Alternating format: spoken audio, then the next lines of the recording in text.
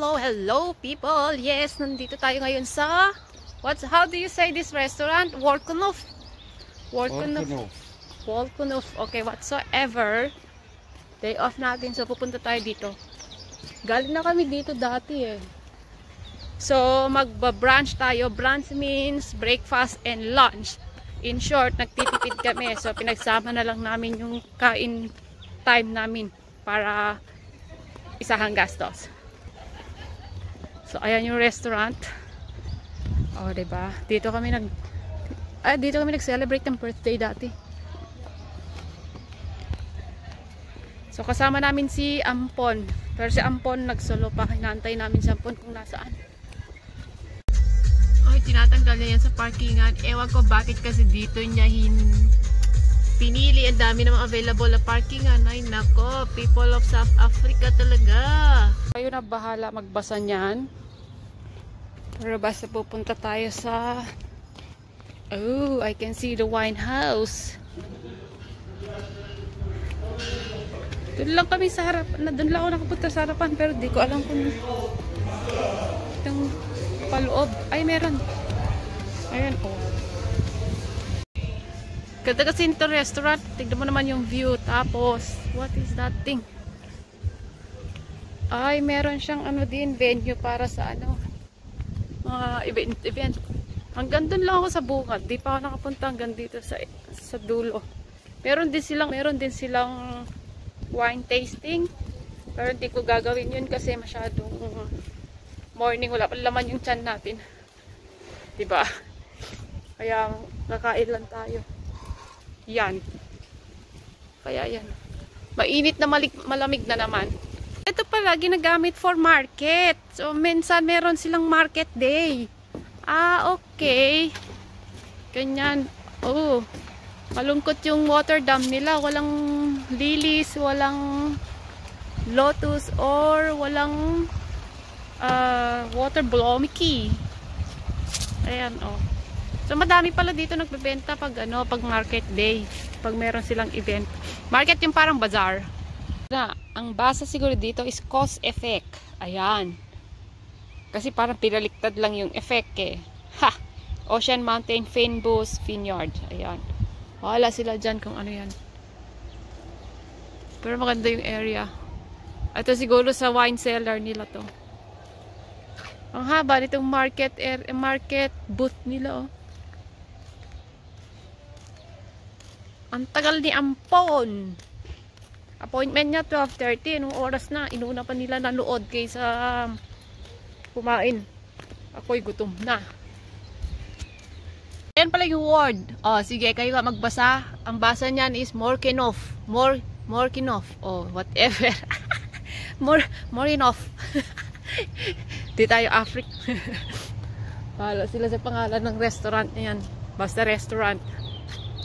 Hindi naman mga restaurant dito, kids friendly talaga sila. Kahit saan ka magpunta, may pang bata. Pwede rin maglaro dyan ang mga isip bata. Katulad ko. Diba, habang yung mga parents naglalasing, di pastol mo yung anak mo dyan para para wala kang problema. Ayan, kita mo na. May batang 3 na ipastol lang. Tapos yung parents sila naglalasing. Ang laki nitong restaurant. Ang cute ng mga bata. Diba? By having fun. Naririnig ko para merong ano na nga yung animals na mahaba yung feather. Naririnig ko eh. Maybe we can eagles. Kung mayaman ka din, ito landingan ng helicopter. May helipad sila. Diba? Sana all. Ako pwede naman lumanding dyan kahit walang helicopter. Pwede naman. Diba? Hindi kailangan may helicopter ka para lang makalanding ka dyan. Dami ng mga bata na ipastol. Yung mga magulang ng mga yan naglalasing na yun malamang doon sa restaurant. Sosyal nga dito. May pastulan ng mga bata. Tira building dito. Mga lumang building.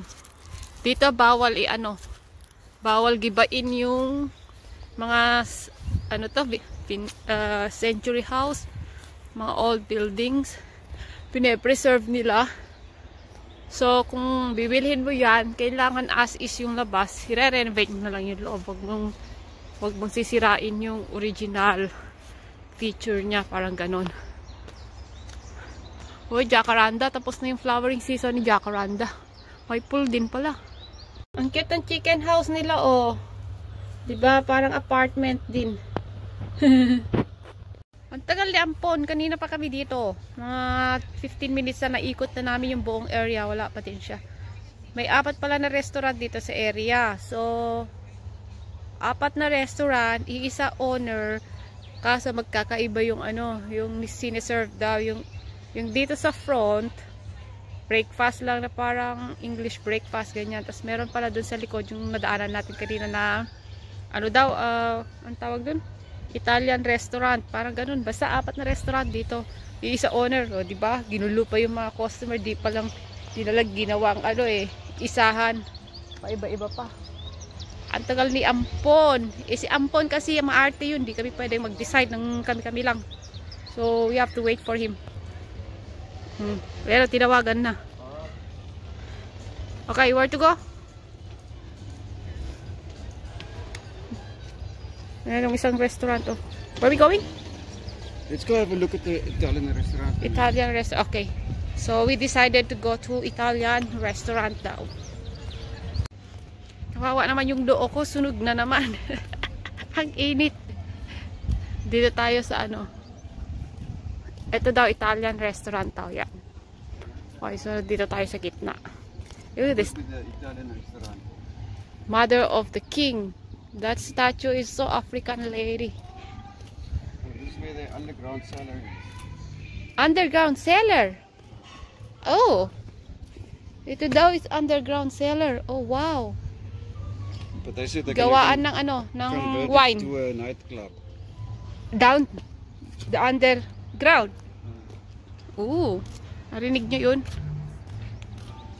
This will be nice. Nice restaurant eh. Wala.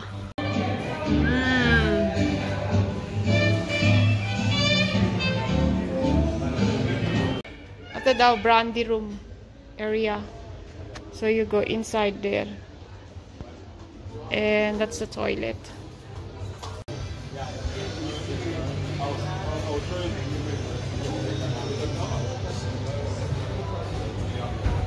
So what do they have? They also have fish and chips. Okay, pour happiness in every sip daw. O, diba? Merry Christmas! Ang tagal ni Ampon, nakakainis. Try there's a bar. Shall we just go sit there? Well, what time did they play? Last one played basically at about 3. So, ayan na si Ampon. Tagal niya dumating. So, ito lang yung menu list. Ayan. Hindi siya masyadong So, ang in-order ko ay fish and chips. Stage 6, okay. I make it about halfway then. Okay, order na. No more battery. Okay, it was the front suspension was... Order na yung brunch natin. Fish and chips. And salad. O, diba? Ito na yung lunch and breakfast and lunch natin. I started braking and then I hit him. Daldal dito ni Ampon, oh. The guy got out. Wala, tapos nag-close na sila. Inabutan na kami ng closing dito. Ito kasi daldal. Sumiinom pa din, oh. Wine. Tapos na ako, inaantok ako eh. Kasi inaantok ako. Fancy windy is that. Daldal nila, di pa bitigil. Uwi na dapat. Anong oras tayo nabot namin na 5? 5:30. Sarado na lahat. 5 or 5? 5 what? 5. 5 is 5. 5, I know. Oh, yung grapes already na. What is it? A fluffy thing. Okay. Pauwi na kami. Tignan mo to. Oh, inuwi na yung baso. Diyan na yung magkuklose sa bar. Sa restaurant. You can keep that, Ami. No oras na, pa alas 6 na, pauwi pa lang kami. Diyos ko, magba-brunch lang, pero inabot na kami ng dinner dito. Matindi itong mga kasama ko. Tapos naisip nilang babalik pa daw. Yoy.